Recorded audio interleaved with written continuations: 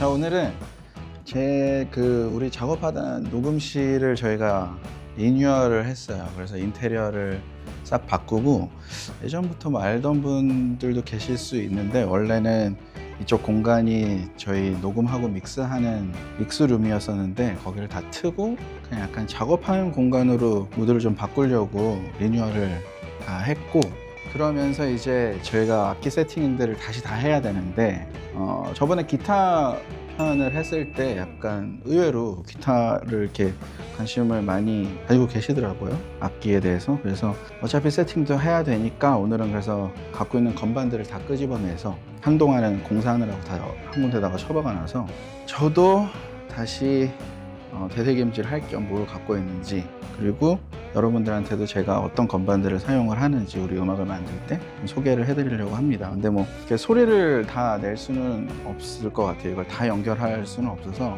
일단은 하나하나 소개해드리면서 어떤 음악에서 저희 내일 음악 할 때 혹은 제가 외부 작업을 할 때 어떤 음악에서 어떤 악기들을 사용했는지 간략하게 그냥 짧게 소개를 해드리는 시간을 가지려고 해요. 일단 여기 보면은 빨간색 건반들이 쫙 있죠. 빨간색 건반들은 음악 하시는 분들은 많이 아실 아주 유명한 노드라는 브랜드의 악기들이고, 얘는 스테이지 2. 요거는 저희가 공연할 때 지금도 저희 건반을 갖고 가야 되면 이 건반을 자주 사용을 하고 있어요. 언제 나온지 기억이 잘 안 나는데 지금은 뭐 스테이지 거의 3, 4 막 이렇게 나왔을 테니까 오래되긴 했겠죠. 얘는 다른 뮤지션 분들도 라이브 할 때 많이 쓰는 이유가, 일단 뭐 터치도 좋고 피아노 소리도 좋고, 피아노 소리가 막 너무 이쁘지만은 않아서 이렇게 락 밴드들이나 밴드 하시는 분들이 굉장히 많이 사용하는 악기입니다. 얘는 녹음할 때는 잘 안 쓰고 라이브 할 때 많이 쓰는 스테이지 2. 이 악기는 이제 같은 노드에서 노드 웨이브라는 신스인데, 아마 슬립어웨이 때였으려나? 저도 정확하게는 기억이 안 나요. 근데 그때쯤에 사지 않았을까 싶어요. 그래서 여기에 있는 이제 스트링 소리가 저희 클리프 퍼레이드라는 곡이 있는데, 그 곡은 거의 이 건반으로 다 만들어졌다고 봐도 무방하지 않을까. 중간에 이제 리드, 뭐 후렴에서 띠리리리리 하는 리드 소리라던가, 2절 후렴 끝나고 중간에 간주 부분에 나오는 리드 소리라던가, 그게 다 이 노드 웨이브로, 뭐 어찌 보면은 제가 20대, 아니 30대 초반쯤에는 가장 많이 곡 작업할 때 썼던 악기가 아닌가. 현 소리가 모르겠어요. 이게 진짜로 보통 어떤 곡들은 현악기 주자들을 불러서 직접 녹음을 하기도 하는데, 뉘앙스가 신스에 있는 스트링이랑 직접 연주하는 편의 뉘앙스가 좀 많이 달라서 뭐가 좋다, 뭐가 나쁘다라기보다는 느낌이 많이 달라서 간혹 이제 건반에 있는 스트링 소리를 많이 사용해요. 얘는 보면은 얘가 노드 일렉트로 2고 일렉트로 3, 일렉트로 6인데, 당연히 이제 뭐 뒤로 갈수록 더 요즘에 나온 거고요. 소리는 다 비슷비슷한데, 이 일렉트로 2가 제가 20대 중반쯤에 산 악기인데, 저희 4집 녹음하기 전에. 그래서 여기에 있는 EP 소리가 이제 기억을 걷는 시간은 거의 다 이 노래로 만들어졌다고 봐도 될 것 같습니다. 기억을 걷는 시간이라는 곡 자체가 레코딩 버전에서는 기타가 없고 다 건반으로 돼 있는데, 건반이랑 이제 리얼 스트링으로 돼 있는데, 이 기억을 걷는 시간에 나오는 모든 건반 악기는 다 얘 소리예요. 참 희한한 게, 그냥 기분 탓인지를 모르겠는데, 이상하게 일렉트로 3나 일렉트로 6보다 아직도 저는 여전히 일렉트로 2의 EP 소리가 더 좋더라고요. 심리적으로 이게 더 땡기는 걸 수도 있는데, 좀 너덜너덜하긴 합니다. 거의 20년째 갖고 있는 악기라. 아무튼 어쨌든 애착이 굉장히 많이 가는 그런 악기예요. 왜냐면은 많은 분들이 어찌됐든 기것이라는 노래를 통해서 뇌를 알게 된 분들도 많기 때문에, 어쩌면 이 건반이 없었으면 그 노래가 안 나왔을지도 모르잖아요. 지금 또 많은 분들이 지금 저희 공연장에 오시는 분들도 우리를 모르고 있었을 수도 있겠다라는 생각을 하면 더더욱 조금 애착이 많이 가는, 어찌 보면 저한테는 스토리가 좀 있는 그런 악기죠. 얘는 아마 정훈이가 샀던 것 같은데 잘 안 씁니다 저는. 그래서 그래서는 아니고 아무튼 이 라이브 할 때 이제 정훈이가 건반을 쳐야 되거나 그럴 일이 좀 많기 때문에 그때 정훈이가 이 건반도 사용을 하고 그런 악기예요. 일단 얘부터 좀 설명을 하면 얘는 굉장히 유명한 신스죠. 프로펫이라는 아주 오래된 아날로그 신스인데 얘는 프로펫 X라 그래서 조금 원래 프로펫이랑은 조금 결이 다르긴 합니다. ATO라는 이 회사랑 같이 해서 뭐 샘플들도 많이 들어있고 한데 프로펫 X 말고 프로펫 8이었나? 8이 있었고 5 건반형이 있어요. 근데 지금 Unofficial이라는 밴드를 하고 있는 준엽이한테 한 2년 전쯤에 그 친구 작업할 게 있다 그래서 빌려줬는데 아직 못 받았어요. 준엽이야 좀 갖다 줘.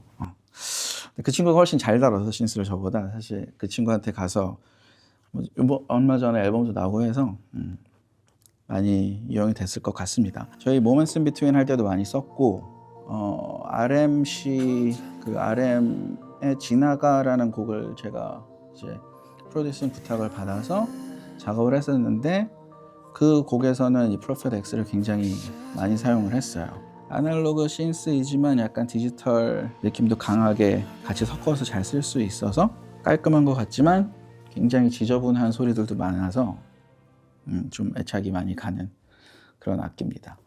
자, 그리고 얘는 멜로트론이라는 악기인데 사실 멜로트론이라는 오리지널 멜로트론은 비틀즈 때문에 가장 유명해진 베이스라고 보면 될 것 같고 소리를 들으시면 아마 딱 이 소리구나 라고 알 수 있을 텐데 저희 그 노래 중에는 대표적으로 멜로트론 가장 대중적인 멜로트론 소리를 쓴 거는 이 집의 언세드라는 곡에 처음에 나오는 이제 플룻 소리가 이게 약간 그 멜로트론의 어떤 정말 대표적인 소리 중에 하나가 아닐까 싶습니다.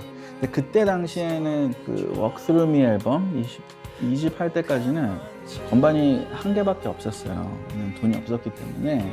그래서 그때 당시에는 이제 가상악기로 많이 작업을 했었고 나중에 제가 이걸 사고 나서는 아마 모멘스 인 비트윈은 역시 앨범에서 이 건반 소리들을 좀 많이 사용을 했습니다. 뭐 파랑주의보라는 노래에 나오는 그 플룻 소리라던가 거기에 나오는 좀 되게 올드하게 느껴지는 맹꽁이 같은 스트링 소리가 있는데 다 이 악기로 했어요. 그래서 저는 개인적으로 멜로트론에서는 뭐 다른 분들과 마찬가지로 플룻 소리 굉장히 좋아하고 여기에 있는 첼로 소리를 좀 많이 좋아해서 사용을 했습니다. 아마 원타임 베스트셀러 2집 원타임 베스트셀러에 있는 스트링 소리도 물론 가상악기 버전의 멜로트론 스트링을 썼던 것 같아요.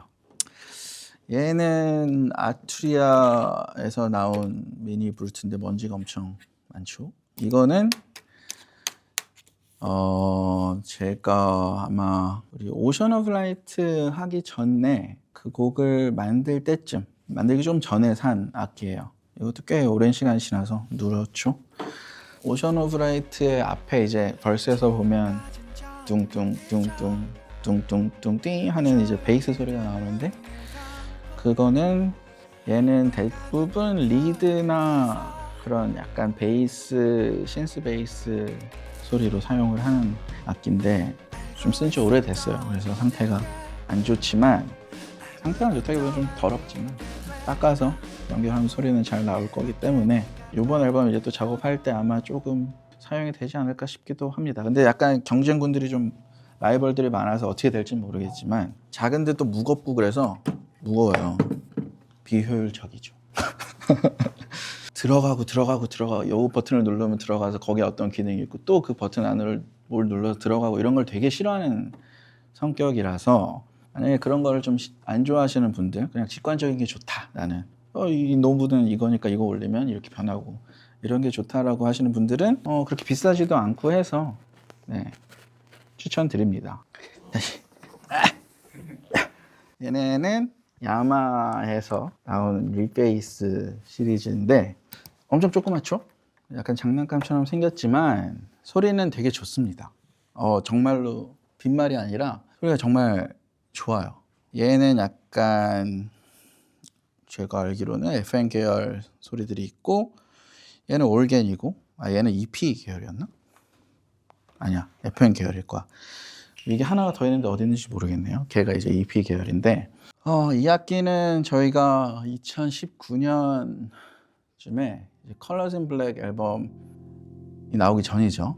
그때 태국의 이제 스튜디오에 가서 한 달 정도 곡을 쓰고 했던 적이 있어요. 근데 그때 이제 이런 막 큰 악기들을 다 갖고 갈 수가 없으니까 기타도 챙겨가야 되고 해서 이게 소리도 괜찮고 가볍고 굉장히 경제적이잖아요. 공간적으로 봤을 때 공간을 차지하지도 않고, 그래서 얘네 세 개를 사서 하나가 더 어딘가에 있겠지만 굉장히 유용하게 잘 썼습니다. 얘는 올겐이고 가격도 비싸지 않았던 걸로 기억하거든요. 그냥 가상악기의 질감이랑 살짝 다른 걸 쓰고 싶어라고 하는 분들한테는 역시 강추하는 그런 악기입니다. 다음은 얘를 소개를 하면 될 것 같은데,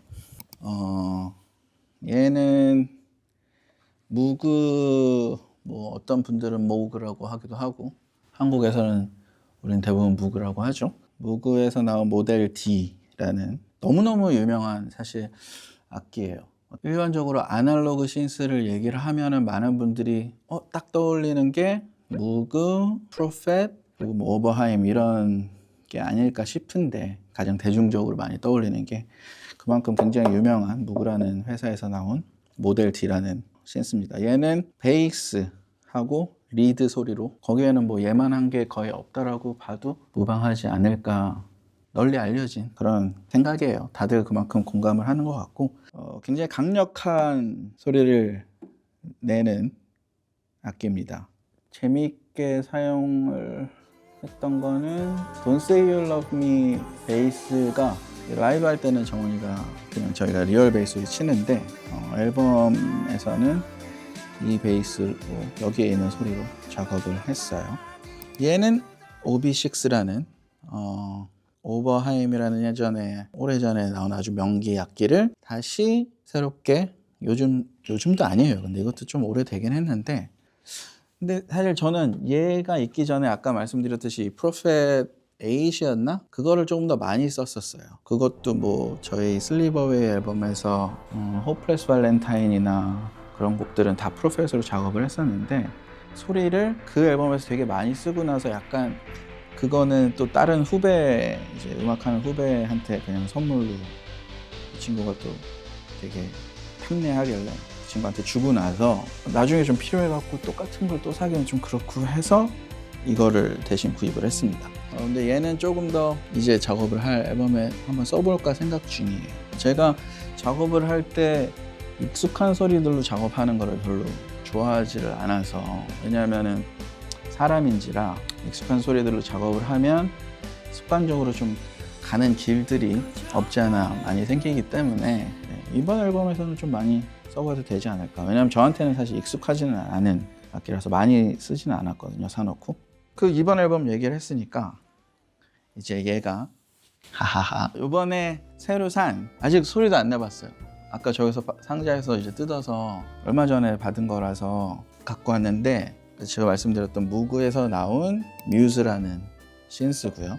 원래 이 무그 같은 경우에는 한 번에 이제 한 음만 낼 수 있어요. 그래서 뭐 코드를, 물론 오실레이터를 좀 이렇게 해서 두 음 같이 나오게 할 수는 있지만 어쨌든 기본적으로는 모노폴리이기 때문에 한 음 한 음, 그래서 베이스나 리드 단음 할 때 좀 많이 유용하게 쓸 수 있는데, 얘는 폴리가 되기 때문에 동시 발음수가 꽤 되기 때문에, 그래서 일부러 아직 소리도 안 들어보고 있어요. 소리를 내는 순간 좀 계속 파고 들게 될 거고, 그러다 보면은 뭔가 머릿속에 뭔가 그림을 그릴 것 같아서 아무것도 모르는 상태에서 시작을 해보고 싶어서 일단은 아직 연결을 안 하고, 이번에 이제 저희 작업하러 가면 여기서 해볼 생각입니다.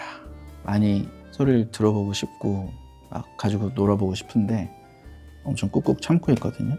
소리 나겠지? 축구로 따지면 이제 이적해서 온 약간 유망주 같은 느낌. 그래서 얘네 두 개가 신스 쪽에서는 많이 사용이 되지 않을까 싶어요. 아주 익숙한 아이는 바이러스, 너무너무 유명한 악기라서 뭐 많은 분들이 아실 텐데, 바이러스 TI고 얘는 Promise Me 에서 나오는 리드라든가 뒤에 깔리는 패드도 그렇고 양념처럼 들어가 있는 소리들도 다 바이러스로 했었습니다. 너무너무 익숙하고 제가 너무너무 좋아하는 그런 애예요, 얘는. 자, 그리고 다리야. 얘는 그냥 마스터 건반이에요. 네. 내 거니까 발로 해도 되겠지?